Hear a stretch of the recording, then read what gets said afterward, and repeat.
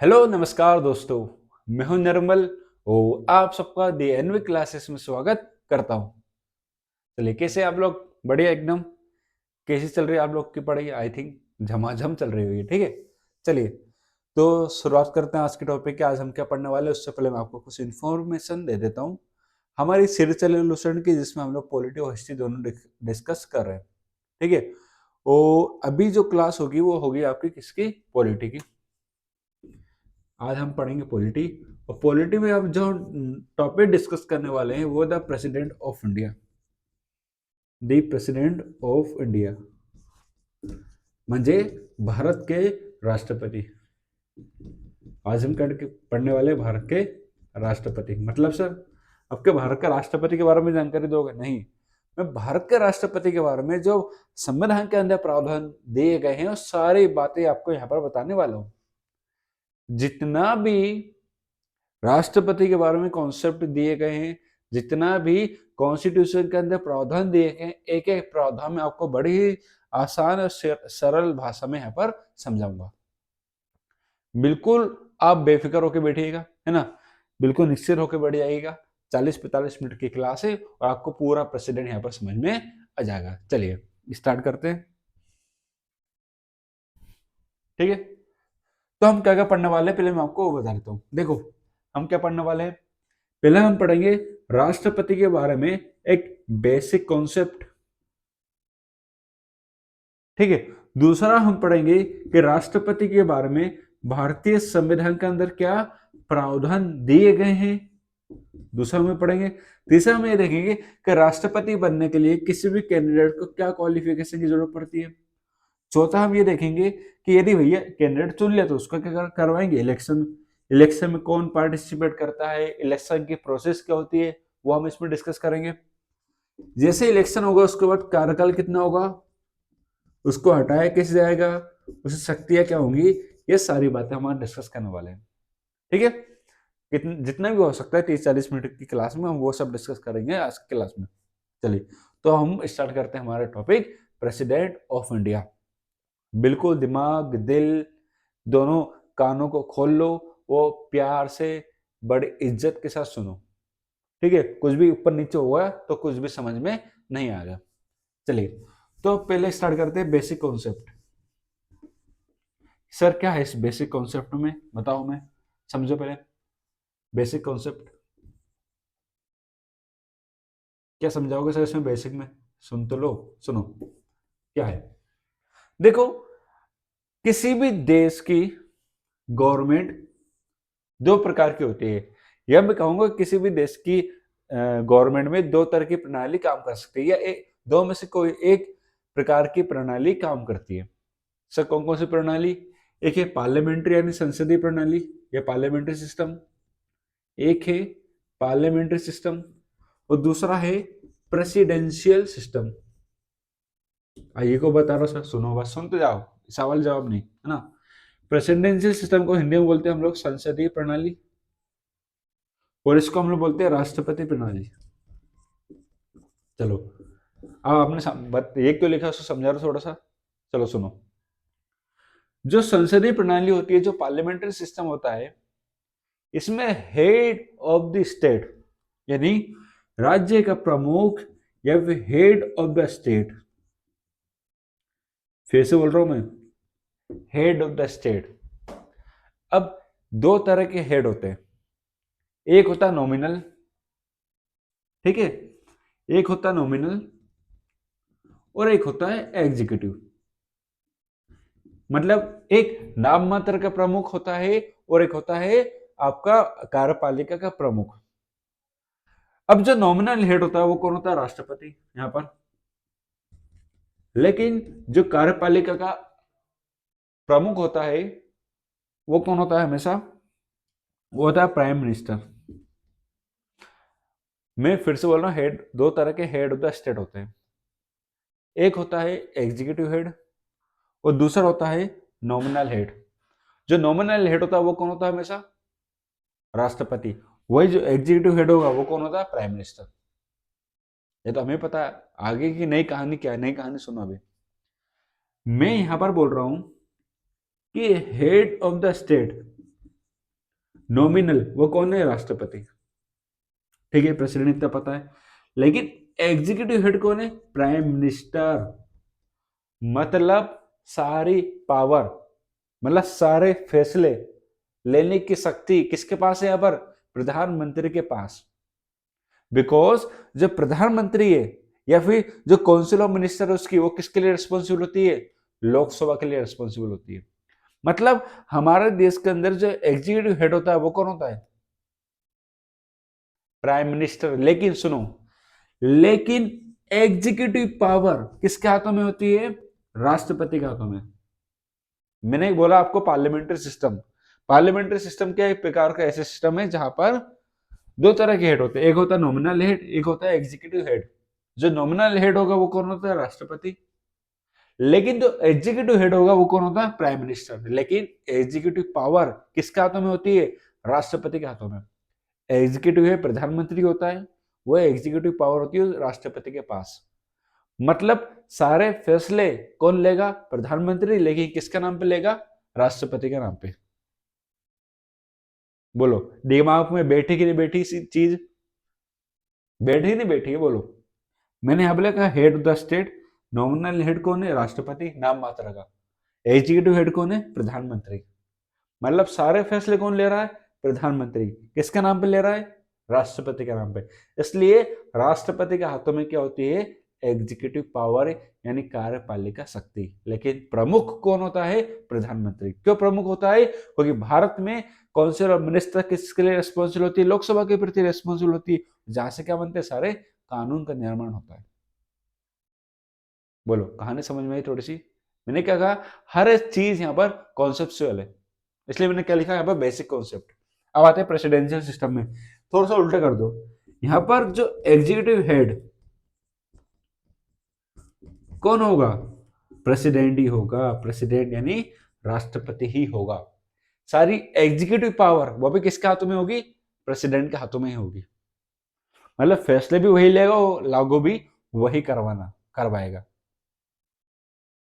तो presidential system में राज्य का प्रमुख और राज्य की कार्यपालिका शक्तियां किसके हाथों में होती है? राष्ट्रपति के हाथों में होती है। लेकिन पार्लियामेंट के अंदर थोड़ा सा अलग है। पार्लियामेंट के अंदर एग्जीक्यूटिव पावर किसके हाथों में होती है? राष्ट्रपति के भले ही हाथों में हो, लेकिन फैसले कौन लेगा? प्रधानमंत्री। समझ आया? अब मान लो हमने बनाया यहाँ पर एग्जीक्यूटिव पावर किसके हाथों में? राष्ट्रपति के हाथों में। लेकिन लेकिन लेकिन लेकिन वो किसकी सलाह पे काम करेगा? मंत्री परिषद। जी हाँ, काउंसिल ऑफ मिनिस्टर की सलाह पे ही वो काम करेगा। बोलो, फंडा क्लियर है पूरा? जो मैंने बोला एक एक बार क्लियर है? हैं? तो हमारे इंडिया में कौन सा सिस्टम काम करता है? पूरी कहानी मैंने क्यों बताई? क्योंकि हमारे इंडिया में काम करता है पार्लियामेंट्री सिस्टम। और पार्लियामेंट्री सिस्टम क्या होता है? आई थिंक मैं पूरा आपको डिटेल में बता चुका हूं। क्लियर समझ में आ रहा है? क्योंकि हमारे भारत में सारे फैसले कौन लेता है? हमारे देश के प्रधानमंत्री लेते हैं। लेकिन किसकी तरफ से लेते हैं? राष्ट्रपति की तरफ से। मतलब खाना कौन खाएंगे? प्रधानमंत्री। बिल कौन चुकाएगा? राष्ट्रपति। है ना? उल्टा चलता है हमारे देश में, है ना? चलिए ठीक है, समझ में आ गया। अब सर, राष्ट्रपति को नॉमिनल हेड क्यों बनाया? हमने उसको रियल क्यों नहीं रखा? रियल हेड कौन है सर? प्रधानमंत्री। नॉमिनल कौन किसको ना दिया आपने? राष्ट्रपति को। ऐसा क्यों करा? इसके पीछे करने का तर्क क्या है सर? लॉजिक क्या है? यदि मान लो हमने प्रधानमंत्री और राष्ट्रपति को दोनों को सेम पोजीशन पे रख दिया, दोनों को सेम पावर दे दी, तो पावर कहीं ना कहीं कॉन्फ्लिक्ट हो सकती है ना? सुनो, हमारे इंडिया में जब ने राष्ट्रपति का पद अपनाया, राष्ट्रपति का पद हमने कहां से लिया है? ब्रिटेन से। और ब्रिटेन में भी राष्ट्रपति एक नॉमिनल हेड होता है। हमने यूएसए से कौन नहीं लिया? कोई यूएसए में नॉमिनल हेड कौन होता है? सॉरी, एग्जीक्यूटिव हेड कौन होता है? रियल हेड कौन होता है? रियल एग्जीक्यूटिव का हेड कौन होता है? वो होता है प्रेसिडेंट, यानी राष्ट्रपति। और अभी यूएसए के पता ही है तुम्हें, यूएसए के राष्ट्रपति कौन है? वो है डोनाल्ड ट्रम्प साहब। तो वहां पर किससे चली? डोनाल्ड ट्रम्प की। अपने यहाँ किससे चलती है? मोदी जी की। क्लियर? फंडा समझ में आया दोनों का? बहुत बढ़िया। चलो हम आगे बढ़ते हैं बेसिक कॉन्सेप्ट से। अब हम ये देखेंगे कि मध्य प्रदेश का नाम है, भारत के संविधान के अंदर राष्ट्रपति को लेकर क्या क्या प्रावधान दिए गए हैं। कुछ प्रावधान है कि नहीं, कि ऐसे ही बोल दिया सर आपने? चलो प्रावधान है तभी तो बोला मैंने। क्या प्रावधान है सर, सुनाइए, सुनो तो फिर, सुनो फिर। पहला प्रावधान तो ये सुनो पहले कि सर संविधान में राष्ट्रपति को लेकर क्या क्या प्रावधान किए गए हैं। सुनो पहला, राष्ट्रपति के बारे में जिक्र कहाँ किया गया है, तो वो किया गया है पार्ट 5 के फर्स्ट चैप्टर में। कहाँ किया गया है? पार्ट 5 के फर्स्ट चैप्टर में। आर्टिकल कहां से कहां तक? आर्टिकल 52 से लेकर फिर 143 तक चलता है ना, बीच में आता है, बीच में कहीं याद नहीं आता, ऐसे चलता है। फिर वो जो भारत के प्रेसिडेंट है वो क्या माने जाते हैं? वो माने जाते हैं भारत के फर्स्ट सिटीजन। जो भारत के राष्ट्रपति है वो क्या माने जाते हैं? सर देश के पहले नागरिक माने जाते हैं। चलो कोई डाउट इसमें? सारी बातें सिंपल लैंग्वेज में, मतलब ऐसा नहीं कि बहुत हाई फाई लैंग्वेज समझा रहा हूँ। एग्जीक्यूटिव हेड कार्यपालिक शक्ति किसके हाथों में होती है? राष्ट्रपति के हाथों में। क्यों होती है? क्योंकि सारे फैसले किसके नाम पे लिए जाते हैं? राष्ट्रपति के नाम पे। ठीक है। प्रधानमंत्री क्या होता है? रियल हेड होता है। क्यों? काय को इसलिए होता है क्योंकि वो सारे फैसले लेता है, इसलिए उसको हम रियल हेड बोलते हैं स्टेट का। स्टेट म्हणजे क्या? राष्ट्र प्रधानमंत्री, सॉरी, स्टेट म्हणजे क्या सर? मध्य प्रदेश, उत्तर प्रदेश नहीं, स्टेट मतलब राज्य। राज्य में आते हैं आपका सब कुछ, bureaucracy, legislative council, legislative assembly, सब कुछ किसके अंदर आते हैं? स्टेट के अंदर आते हैं। तो स्टेट का हेड कौन होता है? राष्ट्रपति। क्यों होता है? क्योंकि हमारा इंडिया कैसा है? रिपब्लिक। केस क्या है? रिपब्लिक है, गणतंत्र है। तो गणतंत्र में होता क्या है? जो हेड ऑफ द स्टेट होता है उसका प्रॉपर इलेक्शन होता है, ना कि वो हेरिडेटरी वंश नगुत, क्या बोलते हैं उसको यार, हेरिडेटरी बोलो बस, है ना। मतलब ऐसे नहीं कि आज राजा उसका बेटा राजा बन गया, फिर उसका बेटा राजा, ऐसा नहीं भैया। प्रॉपर इलेक्शन होगा फिर जाके क्या बनेगा? वो राजा बनेगा। देखो प्रेसिडेंट जब पावर पड़े ऐसा लगा कि वाह क्या पावर्स दिए, पर बेचारा बोलेगा नहीं भैया पावर्स तो मैंने दिए, तुम्हारा नाम पे पावर है बस, बाकी सारा काम हम करेंगे बिंदास। मंत्री परिषद सीधे बोल दी देखो पावर दिए बट हमें दिए, तुम्हें ना दिए, तुम्हारा नाम है पावर के आगे, बट वो पावर एक्चुअल में हमें दी गई है। समझे आप? चलिए, चलो ये तो होगा संविधान के अंदर क्या क्या प्रावधान किए गए हैं, है ना। अब हम देखेंगे कि सर मेरा मानना है कि मैं भारत का राष्ट्रपति बनूं, तो भारत के राष्ट्रपति बनने के लिए क्या प्रावधान होना चाहिए सर? मतलब क्या क्वालिफिकेशन होनी चाहिए? 12 पास, 10 pass out, MBA, MA, political science, history से कहाँ से मुझे, मतलब कौन सा सब्जेक्ट मुझे लेना पड़ेगा? आपको किसी भी सब्जेक्ट लेने की कोई आवश्यकता इसमें नहीं होती है। इसके लिए कुछ कंडीशन आपको, टर्म एंड कंडीशन फुलफिल करने पड़ती है। सर कौन कौन सी? कुछ योग्यता आपके अंदर होनी चाहिए। सर क्या क्या योग्यता होनी चाहिए जिसकी वजह से मैं भारत का राष्ट्रपति बन जाऊं? पहले योग्यता, आप भारत के नागरिक होना चाहिए। क्या होना चाहिए? आप इंडिया के सिटीजन होना चाहिए। चलो भैया पहली योग्यता हो गई। दूसरी योग्यता सुनो, आपकी आयु 35 वर्ष की होनी चाहिए। मैं क्या बोल रहा हूं? आपकी जो एज है या जो आयु है वो कितनी होनी चाहिए? 35 वर्ष की। जी हाँ, यदि आप 34 वर्ष के हो, 30 वर्ष के हो, 25 वर्ष के हो, 21 वर्ष के हो, आप राष्ट्रपति नहीं बन सकते। राष्ट्रपति बनने के लिए आपकी क्वालिफिकेशन में आपकी आयु कितनी होनी चाहिए? लगभग 35 वर्ष, लगभग नहीं पूरी होनी चाहिए, इसको परी होना चाहिए। और सुनो, आपके अंदर वही सब क्वालिफिकेशन होनी चाहिए जो एक लोकसभा के मेंबर के अंदर होती है। थोड़ा सा केयरफुली सुनो मेरी बात को। मैंने ये कहा कि आपके अंदर वो सारी क्वालिफिकेशन होनी चाहिए साथ में जो लोकसभा के सदस्य की होती है, ना कि राज्यसभा के सदस्य की। किसकी होती है? लोकसभा के सदस्य। सर लोकसभा के सदस्य की एक योग्यता 25 वर्ष भी है, मैंने क्या लिख दिया पहले? 35 वर्ष। मैंने क्या, ये योग्यता के साथ साथ वो योग्यता भी होनी चाहिए।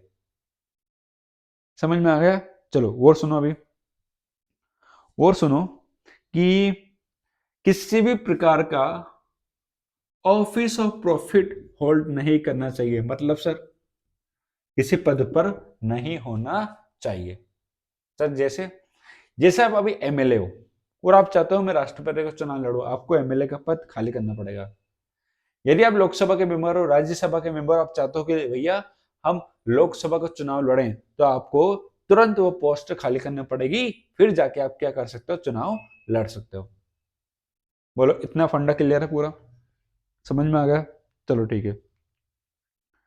अब सर ये बता दो मुझे मुझे पूरी प्रोसेस समझ में आ गई कि हाँ ये सब होता है। सर फिर चुनाव कैसे होगा? चुनाव कैसे कराया जाएगा सर? सुनो तो फिर। तो देखो अब हम पढ़ेंगे उसकी इलेक्शन प्रोसेस, किसकी? राष्ट्रपति की। अब हम पढ़ने वाले हैं राष्ट्रपति की इलेक्शन प्रोसेस। समझो, देखो हमारे भारत के अंदर दो तरह के इलेक्शन सिस्टम, मतलब दो तरह के सिस्टम है इलेक्शन के, डायरेक्ट और एक इनडायरेक्ट। डायरेक्ट इलेक्शन क्या होता है? जहां पर लोग अपने प्रतिनिधि को डायरेक्ट चुनते हैं, मतलब हमने क्या करा, वोट दिया, तो वो कैसे इलेक्शन होगा? डायरेक्ट। लेकिन इनडायरेक्ट इलेक्शन क्या होता है? जब हमारी तरफ से कोई और वोट दे, मतलब कोई और मतलब हमारे प्रतिनिधि, मतलब हमने जिसको चुना है वो उसको वोट दे, तो वो कैसे इलेक्शन होता है? इनडायरेक्ट इलेक्शन होता है। वो कैसे इलेक्शन होता है? इनडायरेक्ट। चलो हम समझेंगे अब दोनों को। चलो समझो, अब हम समझेंगे इलेक्शन प्रोसेस। चुनाव प्रक्रिया, अरे यार इलेक्शन प्रोसेस है ना, इलेक्शन प्रोसेस। देखो आर्टिकल 54 और 55 दोनों मिलकर बात करते हैं किसके बारे में? राष्ट्रपति के चुनाव के बारे में। ठीक है, होता कैसे चुनाव, सुनो। तो देखो चुनाव के लिए जो मेथड अपनाई जाती है वो है सिंगल ट्रांसफरेबल वोट और प्रोपोर्शनल सिस्टम। कौन सी मेथड अपनाई जाती है? Single transferable vote. The equal लिख लेते हैं, the equal representation, the equal representation system of single transferable vote. अभी समझाऊंगा क्या होती है ना, अभी टेंशन मत लो। सिंगल ट्रांसफरेबल वोट समझो। अब मैं इसको थोड़ा सा आपको अच्छे से डिटेल में समझाने वाला हूँ, टेंशन मत लो बिल्कुल भी ना। सबने राष्ट्रपति की इलेक्शन सिस्टम इतनी अलग क्यों रखी, समझो। हमारा हमारे इंडिया में यदि हम दोनों को, यदि राष्ट्रपति को भी प्रधानमंत्री को दोनों को सेम प्रोसेस पर रख दे, तो कहीं ना कहीं चीजों में कहीं ना कहीं विवाद उत्पन्न हो सकता है। अब ये दोनों, जिससे मान लो राष्ट्रपति से बोले हुए तुम्हें लोग चुनेंगे, अब ये प्रधानमंत्री पहले क्या बनता है? मेंबर ऑफ पार्लियामेंट में। यदि मेंबर ऑफ पार्लियामेंट को डायरेक्ट चुना जा रहा है और राष्ट्रपति को भी डायरेक्ट चुना जा रहा है, राष्ट्रपति मतलब प्रधानमंत्री का और अपॉइंट हो रहा है, राष्ट्रपति इलेक्ट हो रहा है, तो कहीं ना कहीं यदि दोनों को डायरेक्ट चुनेंगे तो हो सकता है कि आने वाले समय में दोनों में विवाद विवाद उत्पन्न हो कि भाई हमें भी चुना लोगों ने, तुम्हें भी चुना लोगों ने, तो हम भी पावरफुल है, तुम भी पावरफुल हो, बताओ क्या करें। तो इस कंडीशन में राष्ट्रपति का चुनाव थोड़ा सा अलग रखा हुआ। लेकिन क्या इसमें हम पार्टिसिपेट करते हैं क्या? नहीं। इसका होता है चुनावी मंडल। क्या होता है? एक चुनावी मंडल, मतलब इलेक्टरल कॉलेज। क्या होता है? एक इलेक्टरल कॉलेज। तो इस इलेक्टरल कॉलेज में कौन कौन पार्टिसिपेट करता है? मैं, आप, या कौन? मैं बता, अरे सब सुनो यार, तुम सिर्फ सवाल मत करो, जवाब जानो। कौन कौन पार्टिसिपेट करेगा इसके अंदर? पहला है लोकसभा के मेंबर,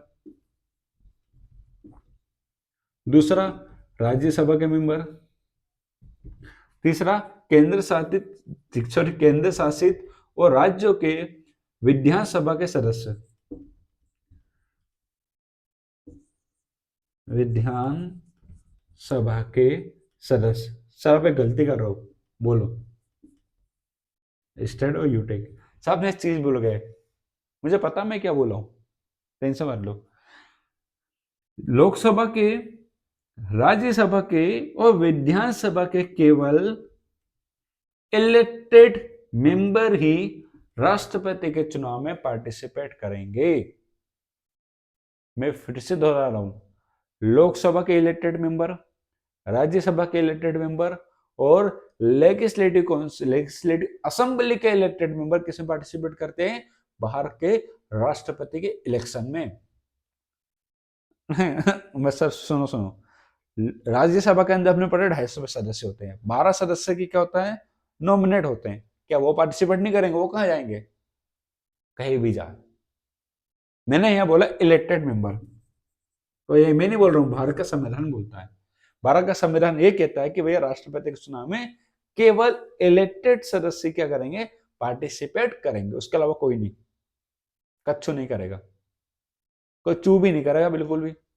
मैंने क्या बोला? इलेक्टेड मेंबर, मैंने इलेक्टेड मेंबर। हाँ चलो ठीक है, आपने बोले इलेक्टेड मेंबर, तो सर आप कैसे का चुनाव करवाएंगे? आप कैसे का आप चुनाव करवाओगे? आपने बता दिया कि ये पार्टिसिपेट करेंगे।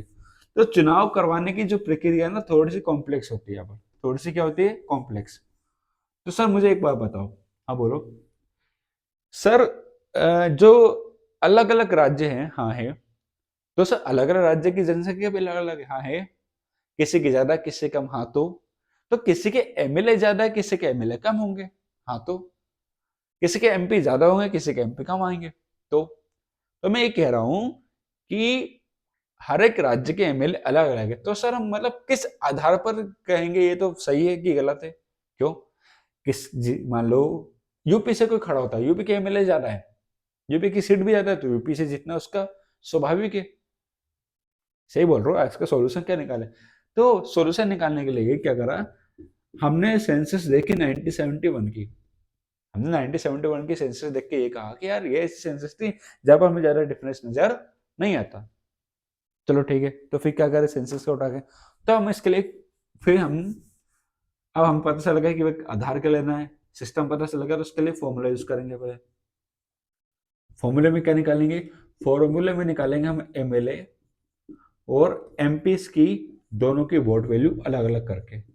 पहले हम निकालेंगे कि एक एमएलए कितने लोगों को रिप्रेजेंट कर रहा है, उसके लिए हम निकालते हैं वोट वैल्यू।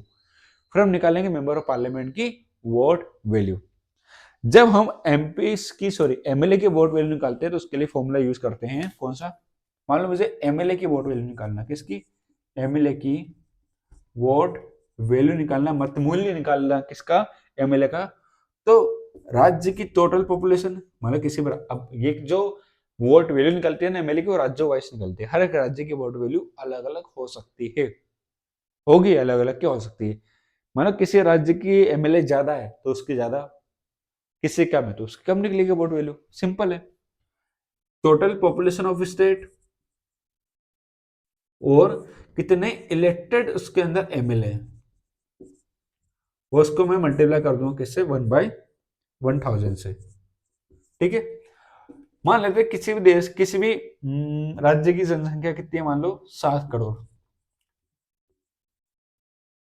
अब लगाना कितने जीरो लग रहा है ना, 1/10, 100, 100,000, 8,000, लाख, 10 लाख, करोड़, अरे बहुत सारी हो गई। तो चलो इतनी जरूर है ना। चलो ठीक है, उसका इलेक्टेड मेंबर मान लो 70। कितने हैं? 70 है। चलो फॉर्मूला यूज करते, 3 जीरो से 3 जीरो कट, इससे ये कट, मतलब एक एमएलए की वोट वैल्यू कितनी निकल कर आ रही है? 7,000।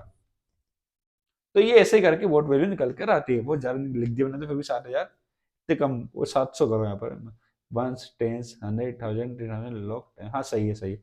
लगभग वोट वैल्यू 7,000 निकल कर आ रही है एक राज्य की। तो ऐसे करके हर एक राज्य की निकाल लूंगा मैं।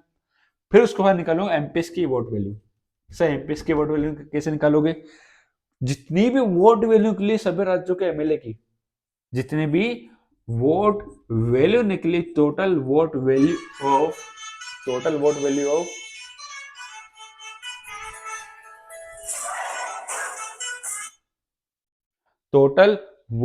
Value of MPs and total vote value of MLA, ये निकालूंगा।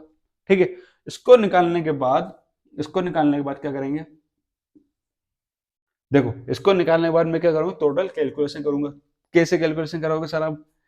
कितने लेजिस्लेटिव, कितने मेंबर है, टोटल वोट वैल्यू, कितनी वोट वैल्यू है, उसके बाद कितने इलेक्टेड एमपी से, राज्यसभा और लोकसभा दोनों को मिलाकर। पहले वोट वैल्यू निकाली मैंने, ठीक है। तो टोटल कितने इलेक्टेड एमपी से उससे क्या कर दिया मैंने, डिवाइड कर दिया। क्या कर दिया, उससे डिवाइड कर दिया। ठीक है, जो भी आंसर आएगा वो उससे पता चल जाएगा कि भाई एक एमपी की वोट वैल्यू कितनी है, एक एमएलए की वोट वैल्यू कितनी है। अब मैंने निकाली दोनों के वोट वैल्यू। अब कैलकुलेशन करने में बहुत टफ निकल जाता है इससे ना। चलो, पहले मैंने निकाली एमपी की वोट वैल्यू, फिर मैंने निकाली किसकी वोट वैल्यू, एमएलए की।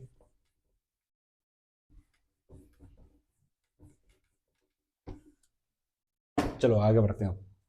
आगे कैसे बढ़ते हैं, एमएलए की और एमपी की वोट वैल्यू निकालने के बाद की क्या प्रोसेस है सर, ये बताओ। अब ये सुनो मेरे बात। अब उसके बाद निकालूंगा कोटा। क्या निकालूंगा मैं, कोटा। कोटा कैसे निकालते हैं, तो कोटा निकालने के लिए सिंपल कुछ नहीं करूंगा कि मान लो क्या मानोगे तुम, क्या मानोगे, जैसे मान लो टोटल वोट आते हैं मेरे पास 100। कितने वोट आते हैं, 100। कितने वोट आते हैं, 100। सीट कितनी खाली, ए। कैंडिडेट कितने खड़े हुए, 2 प्लस 1। उसका ओवरऑल जो भी आंसर आएगा उसको मैं प्लस 1 करूँ। मैंने क्या कहा, टोटल वोट कितने हैं, 100। सीट कितने खाली, एक। कैंडिडेट कितने खड़े हुए, 2 प्लस 1 प्लस 1। तो कितना होगा ये सर, 100 में 3 से गुणा वो कर दो, तो लगभग 34 निकल के आएगा आंसर। 34 मतलब किसी को भी जीतने के लिए कम से कम 34 सीट लाना जरूरी है। कोटा क्या निकल गया, इसको कैसे निकाला मैं फिर से बता देता हूँ। टोटल वोट वैल्यू, जो भी एमपी की टोटल वोट वैल्यू निकली उसमें से कोटा निकल के आएगा। मतलब मैं समझ जाऊँ कितने वोट मिलना उसको जरूरी है। फिर जितनी सीट, 2 कैंडिडेट खड़े हुए हैं, सीट एक है, और उसमें प्लस 1 कर देंगे। ठीक है, इसमें क्या कर दिया, ओवरऑल में प्लस 1 कर देंगे। हमें क्या निकल के आया, कोटा। कोटा कितना निकल के आया, 34। अब मैं करवाऊंगा वोटिंग। वोटिंग में सभी जितने भी वोटर्स उनको दे दूंगा एक एक पर्ची। दे दी मैंने एक एक पर्ची। उस पर्ची में जो जो कैंडिडेट खड़े होते हैं उनको नेम लिख दूंगा। क्या लिख दूंगा, उनके नेम लिख दूंगा। नेम में बोलूंगा कि भैया तुम्हें देना है प्रेफरेंस। क्या देनी है, प्रेफरेंस। क्या देना है, प्रेफरेंस देना है। हाँ भैया। अब मान लो 4 कैंडिडेट खड़े होते हैं, A B C D. Quota कितना चाहिए जीतने के लिए, 34। कोटा कितना निकल के आया, 34। वोट कितने, 100। मान लो किसी एक व्यक्ति, एक नाम के व्यक्ति को मिलते हैं 20, बी नाम के व्यक्ति को मिलते हैं 30, फिर सी को मिलते हैं 20 और डी को मिलते हैं 35। बोलो 35 किसको मिल गए, डी वाले को। तो डी यहाँ पर जीत जाता है। लेकिन सुनो, लेकिन क्या सुनाओ सर, मान लो इसको मिलते 35, इसको मिलते 32 वोट। वो बच्चे कितने हैं, 50। 50 और 32, उसको मिलते 28 वोट। तो क्या किसी के पास भी कोटा प्राप्त हुआ, सब बिल्कुल भी नहीं। अब ए वाले के पास सबसे कम वोट है, तो मैं इस ए को एलिमिनेट कर दूंगा, वो उसके वोट तीनों में बराबर बांट दूंगा। तो 7 के 21, तो 7-7 वोट बांट देता हूँ। तो बी के कितने हो जाएंगे, 37। तो बी क्या हो गया, यहाँ पर जीत जाएगा। तो ऐसे ही क्या होता है, राष्ट्रपति का चुनाव एक अच्छे तरीके से होता है। माफी चाहता हूँ, बीच में कॉल आ गया था इसलिए मैंने क्लास को कंटिन्यू रखा फिर भी। ठीक है, चलो। तो ये पूरा सिस्टम समझ में आ गया इलेक्शन का क्या हुआ था। मैंने क्या करा, सबसे पहले आधार लिया 1971 की पॉपुलेशन का, लिया आधार। फिर मैंने उस आधार पर पहले एमएलए की वोट वैल्यू निकाली। एमएलए की वोट वैल्यू कैसे निकाली जाती है सर, मैं राज्य वाइज निकालूंगा। जैसे मैं किसी भी राज्य को उठाऊंगा, उसकी टोटल पॉपुलेशन को डिवाइड कर दूंगा, कितने वहां पर इलेक्टेड एमएलए है। ठीक, उसको 1/1000 से क्या कर दूंगा, डिवाइड कर दूंगा। फिर मल्टीप्लाई कर दूंगा, सॉरी डिवाइड नहीं। फिर एमपीएस के वोट वैल्यू निकालूंगा। अब जितनी वोट वैल्यू निकल के आएगी पूरे एमएलए की, उसको डिवाइड कर दूंगा कितने इलेक्टेड मेंबर है, कम से कम 776 निकल के आएंगे। फिर उसके बाद निकल के आएगा मेरे पास कोटा। मुझे पता लग जाएगा कि कितने परसेंट वोट है, कितने वोट है इससे। फिर कोटा निकालने के बाद मैं क्या करूंगा, जो जो कैंडिडेट उस कोटे को प्राप्त करे उसको राष्ट्रपति नियुक्त कर दूंगा। फिर अब अपॉइंट करने के बाद की प्रोसेस सुनो। चलो भाई अपॉइंट हो गया। अपॉइंट के बाद उनको दिलवाई जाएगी शपथ। क्या दिलवाई जाएगी उनको, शपथ। तो उनको शपथ कौन दिलवाएगा, राष्ट्रपति को शपथ दिलवाते चीफ जस्टिस ऑफ इंडिया, यानी भारत के मुख्य न्यायाधीश। भारत के मुख्य न्यायाधीश राष्ट्रपति को क्या दिलवाते हैं, शपथ दिलवाते हैं। सर कार्यकाल कितना होता है, जो उनका कार्यकाल होता है वो होता है 5 वर्ष का। यानी जब से वो अपने पहले सेटिंग से बैठेंगे, जब से उनका कार्यकाल स्टार्ट हो जाता है, वो कार्यकाल कितना होता है, 5 वर्ष का। सर एक पर्सन कितनी बार राष्ट्रपति बन सकता है, ऐसा कई प्रावधान नहीं है। कितनी बार भी कोई भी पर्सन राष्ट्रपति बन जाता है, बट अब एक बार ही ऐसा हुआ कि राजेंद्र प्रसाद 2 बार राष्ट्रपति बने, उसके बाद कभी भी कोई भी राष्ट्रपति 2 से ज्यादा बार नहीं बना है। कुछ फैक्ट और जान लो, फिर अपन कल पढ़ेंगे ना, सत्य नेक्स्ट क्लास में पढ़ा दूंगा। फिर हम ये जानते हैं कि सर ये बताओ, कोई ऐसा राष्ट्रपति जिसको वोटिंग की जरूरत नहीं पड़ी, वो है नीलम संजीवन रेड्डी। अनअपोज जीते थे, कोई कंपटीशन नहीं था सामने ना, ऐसे थे वो। वो और बाकी भारत के पहले राष्ट्रपति कौन है? राजेंद्र प्रसाद। और अभी कौन है भारत के राष्ट्रपति? द्रौपदी मुर्मू। बाकी राष्ट्रपति की शक्तियां मैं आपको नेक्स्ट क्लास में पढ़ाऊंगा। हाँ, वोटिंग का थोड़ा सा क्लियर है यहाँ पर, कोई दिक्कत तो नहीं, क्योंकि मैंने बहुत कॉम्प्लेक्स थी वो सिंपल लैंग्वेज में आपको यहाँ पर समझा दिया। ज्यादा उलझना नहीं है इसमें ना, अपने को पीएचडी नहीं करनी है इनकी वोटिंग पे। जितना आपको समझाने लगता है मैंने आपको उतना समझा दिया है। चलिए, यदि कुछ और रहेगा तो मैं आपको एक बार देख लेता हूँ। बाकी तो मुझे नहीं लगता कुछ छूट गया है। शपथ बता दी मैंने। हाँ, रिमूवल होता है ना मुझे ना, कल रिमूवल और शक्तियाँ हम दोनों पढ़ेंगे, कोई शक्तियाँ और रिमूवल दोनों डिटेल में पढ़ेंगे कल, ठीक है? लंबी क्लास हो जाएगी फिर। चलिए, फिर मुलाकात करेंगे आपसे नेक्स्ट क्लास में। माफी चाहता हूँ, क्लास कभी सभी आती है, लेकिन आती है। चलिए, फिर मिलते हैं नेक्स्ट क्लास। आप लोग ध्यान रखिए, पढ़ाई कीजिए, बड़ों की आनंद के साथ सेवा कीजिए, और महाकुंभ को भी इंजॉय कीजिए। चलिए, फिर मिलते हैं नेक्स्ट क्लास में। Thank you very much. जय हिंद, जय भारत।